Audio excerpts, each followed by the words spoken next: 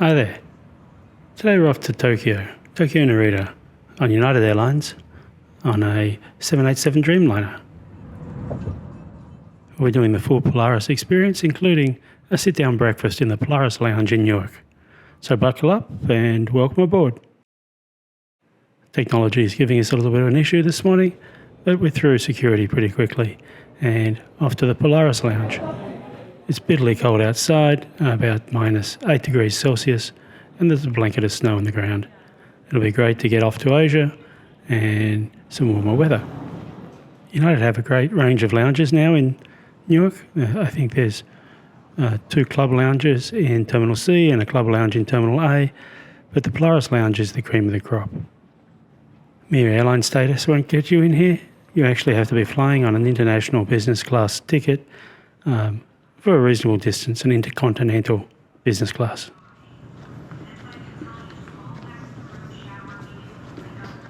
It's only about 7:30 in the morning, so we don't expect to see anyone at the bar, but a very nice bar that it is. We'll head straight over to the windows and check out the planes. The lounge here, the Polaris Lounge, has a wonderful view of the tarmac and all the planes coming and going.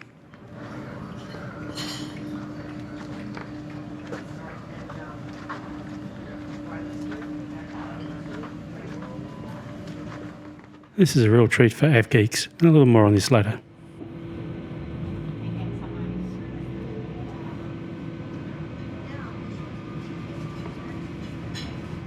A major difference on a Polaris Lounge to a club lounge is the additional restaurant and a full range of facilities, including showers, etc. It's really oriented towards international business travellers. So we do have a sit-down breakfast because we can, but I'm having a light omelette. The lounge is massive and it stretches over an entire wing of one of the piers at Terminal C. So a lot of planes to see, and it doesn't ever seem to get really crowded in here, which is great.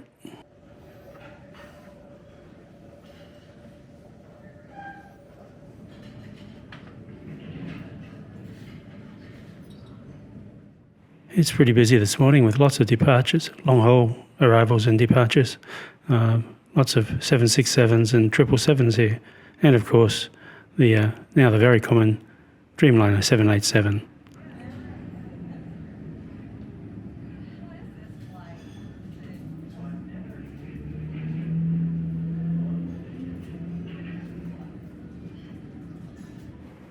This particular area of Newark is almost entirely dedicated to United, and there must be, I think, over 100 United planes just around this area of Terminal C.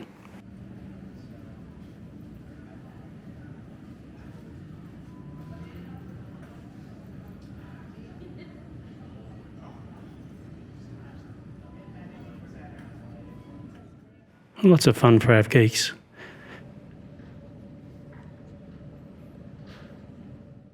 You know, I'd love to stay here all day, but we've got places to go. Off to Tokyo Narita.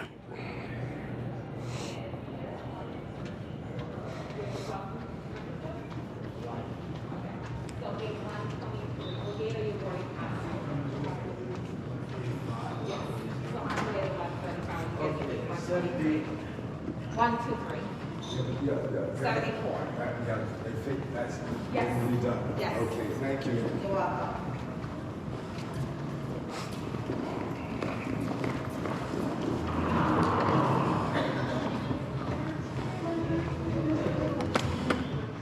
Boarding's delayed for the usual reasons.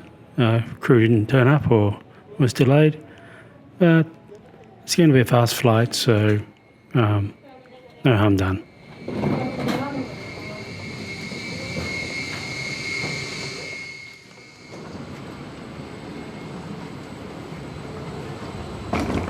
Of course, it's a full intercontinental flight, so lay down seats in this herringbone configuration.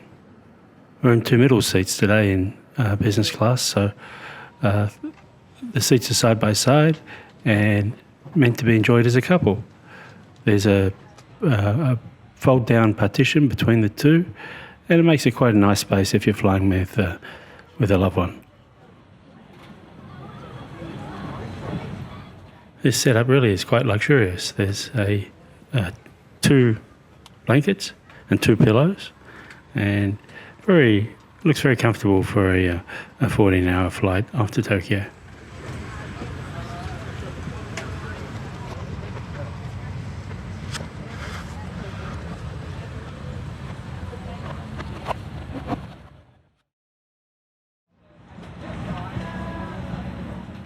The other thing about this love seat configuration is that it feels quite spacious, so you can see both screens with the optional divider down, and it doesn't feel claustrophobic at all.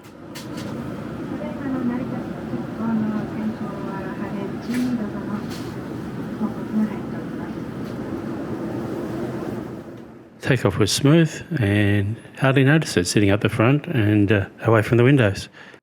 Before you know it, time for our first feed.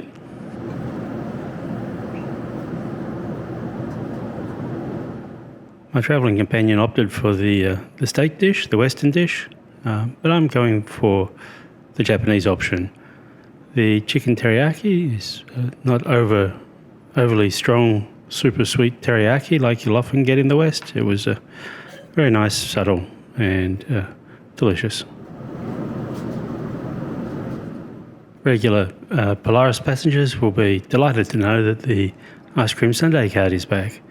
And so, of course, there's an ice cream sundae after the teriyaki. Not very Japanese, I know, but a little hard to resist. And there's also this other dessert slice, which was also quite delicious.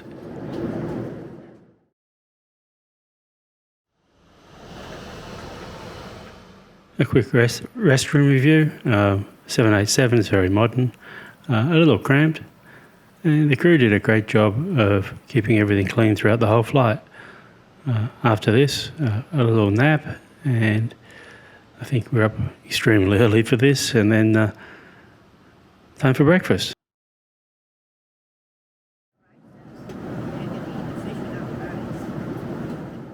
I think I slept solidly for about 6 hours, and now it's time for breakfast. The idea of fish for breakfast isn't everyone's idea, but this was truly delicious. I'm really glad I picked this yellowfin as my breakfast dish. So after breakfast, we go straight into Narita. Now, I've flown into Narita and transited there many times, but there's a little difference on this flight that makes it a whole lot easier. Usually, when you land at Narita, you have to go through an extra security step, even when you're transiting to an ANA flight, as we are today. But this time, we don't have to. We went straight from the plane into the terminal building without having to go through a transit security check, which is a huge improvement. So kudos to the Japanese authorities for sorting this out. It's really been a pain in the butt for many years, and well done.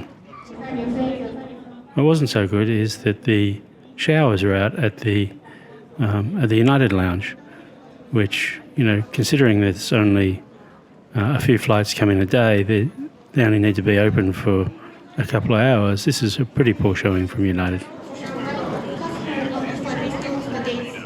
So, off to the ANA Lounge for a shower. It really is needed after a 14-hour flight and then jumping onto another 7-hour flight. The idea of not having a shower is pretty awful. So it's a bit of a trek to the ANA Lounge, but I'd say actually I might even prefer that lounge to the United Lounge. Tell me your thoughts in the comments below, whether you prefer the ANA Lounge or the United Lounge.